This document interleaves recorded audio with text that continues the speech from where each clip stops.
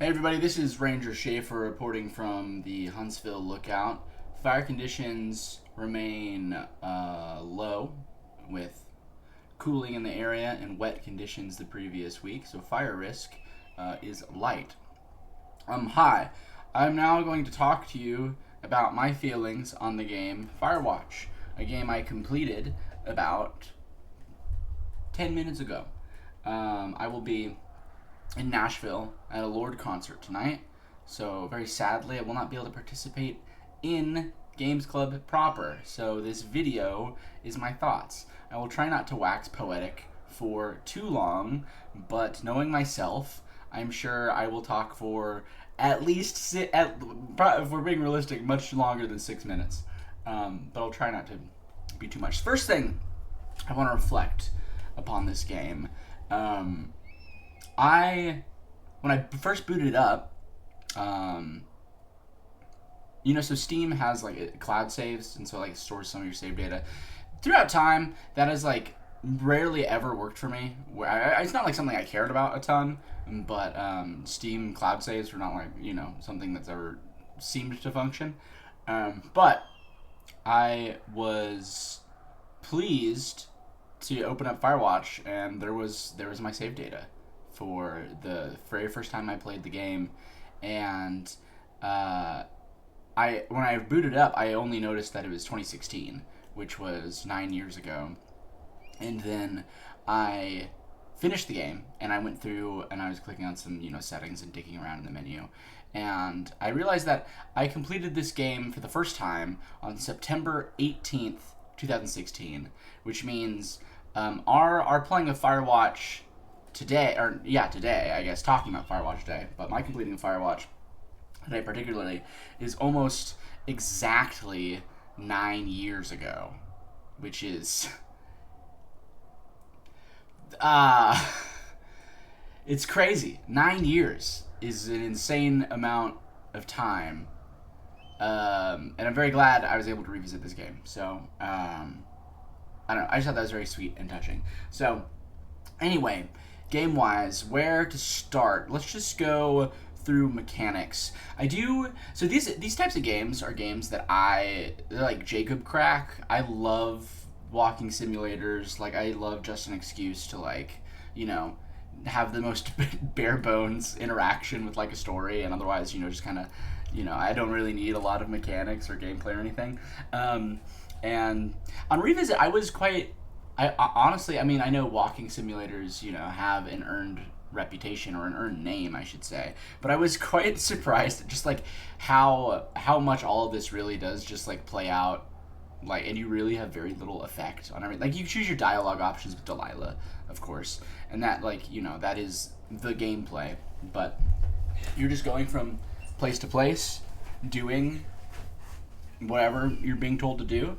And for a world that should feel pretty open, Firewatch is kind of, I think, unexpectedly disincentivizes exploration, which is funny because we're in this natural setting, and of this national forest, and you would expect to want to that is a gameplay element, exploring the woods and nature. But really, despite a map that looks very open, it is a very linear game, and it's for the most part relatively difficult to get lost, at least in my experience. I found myself, especially early on in the game, just referring to the map, just mostly because I wanted to.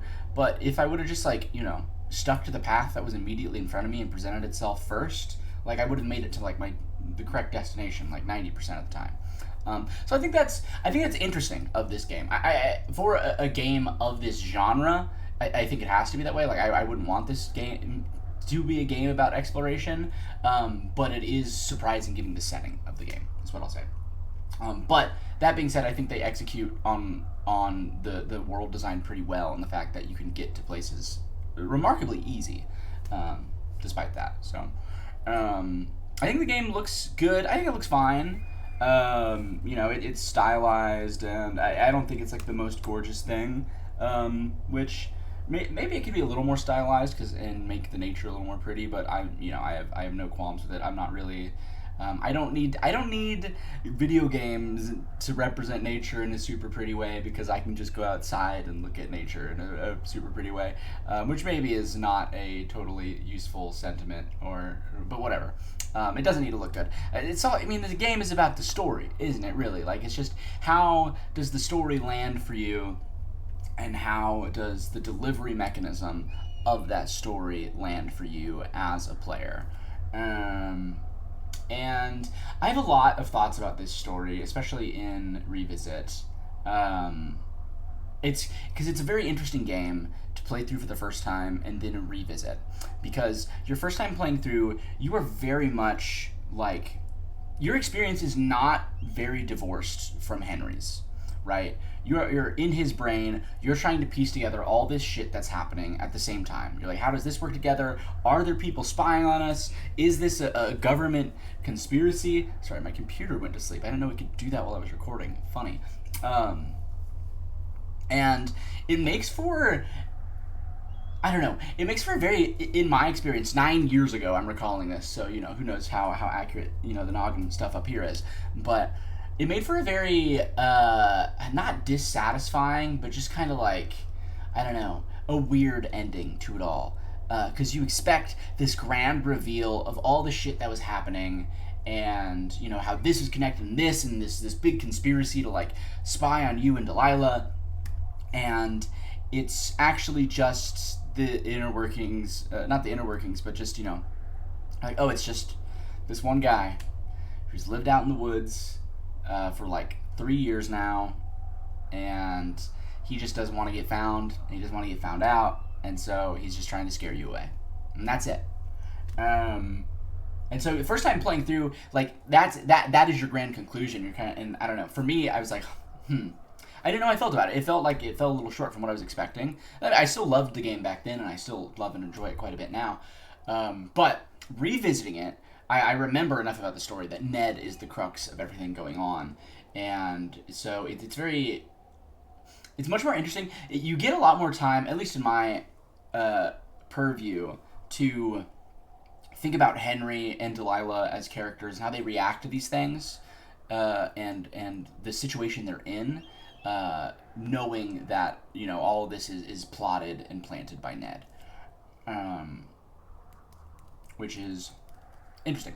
I wouldn't expect a game like this to have, I mean, I don't think it has a ton of replay value, but for, studying the themes of the story and all that, I think there's a lot of interesting stuff that changes from playthrough 1 to playthrough 2, which makes me, as I was going through the settings on the main screen, I realized there is an audio commentary version of this game, where, like, you play through with audio commentary from the developers, and I really want to do that. That sounds really fascinating. And I don't know, maybe I'm not fixing to have a lot of time, free time coming up, but maybe, I don't know, I'll find 3 hours or so to play through again with audio commentary. Yeah. Speaking of the story, I really enjoy this story. I'm like a sucker for, even the mildest makings of romance in any story, and so you have this thing with Henry and Delilah, and I think it's quite, I think it's charming and good, but that interspersed with, like, these personal issues of Henry, and this conspiracy they have of them being followed, I think it's quite effective. I think I think the game has a lot to say about conspiracy and about fear and about memory and how the brain works, because you're playing as Henry, who has abandoned his dementia-ridden wife and is just living in the forest. And there are a couple of times as they get deeper and deeper in this conspiracy that they start to question their own sanity. And my first gut instinct is like, that's so dumb. Henry, I hate this guy. And I do kind of hate Henry. I don't think he's, like, as a protag and his personality, I don't think he's that cool. I don't think he's, like, a bad guy, but I'm just like, I roll my eyes at Henry all the time on the way he responds to things. But thinking of how, like, his wife literally lost her mind, right? I don't know. It is a very like kind of humanizing character element that he's like. That's one of his first things he jumps to is like, am I losing it? Am I going crazy? And I don't know. I think that's quite good. And I think in regards to conspiracy, I think it says a lot. I don't know. I think there is some amount of takeaway, like current political climate and how like QAnon stuff and conspiracy is like or just false news and fake information is what kind of rules the airwaves. And I think it kind of explores how those things have their power and how they kind of function in I don't know, the brains of people who subscribe to it, because Delilah and Henry have very limited amount of information about the situation that they're in, right? They're just discovering it as they go through the woods, and it's scary, and they don't know like what's going on at all, and they're just piecing it together piece by piece, and you are alone. In like functionally, they are alone, right? And so I think their brains jump to the worst possible things, and there's some justification. Henry has been assaulted, and like people spying on your every conversations and your intimate personal conversations, like that good reason for this heightened level of fear. And at some point it leads them to thinking like the government is like doing experiments on them. It's like that's like a real deal conspiracy stuff, and I think that is a good way to put yourself in the shoes of someone in IRL who's like conspiracy brained. Like I think there's a lot of fear to all of it. Like if you don't understand how the world works and the systems that are working around you and the things that like you're inquiring about that like are potentially scaring you, if you don't have any idea how any of that works, it's hard to rationalize and make sense of any of it. And it's very easy to think of it in a way that like is an inherent threat to you and your way of life.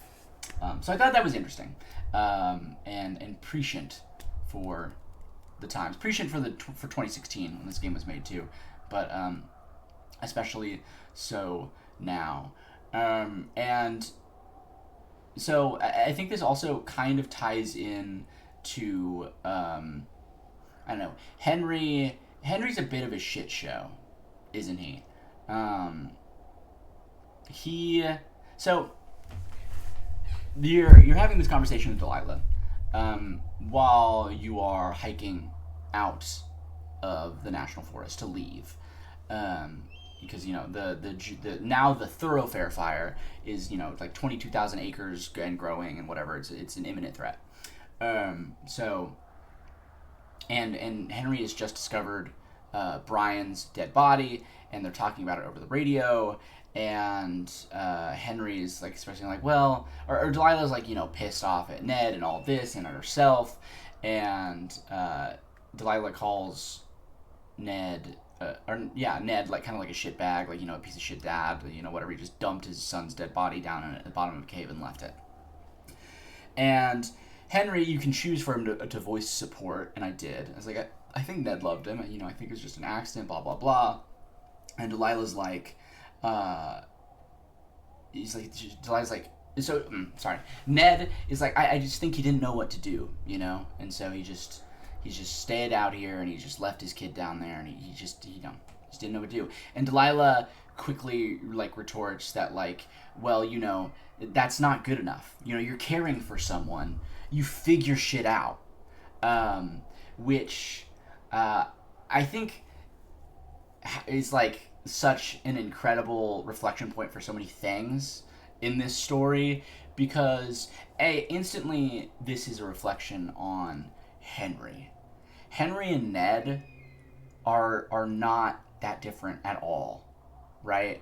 Ned's son died, and he didn't want to face any of the consequences of that, and so he just left his body in a cave and lived in the woods for the rest of his life.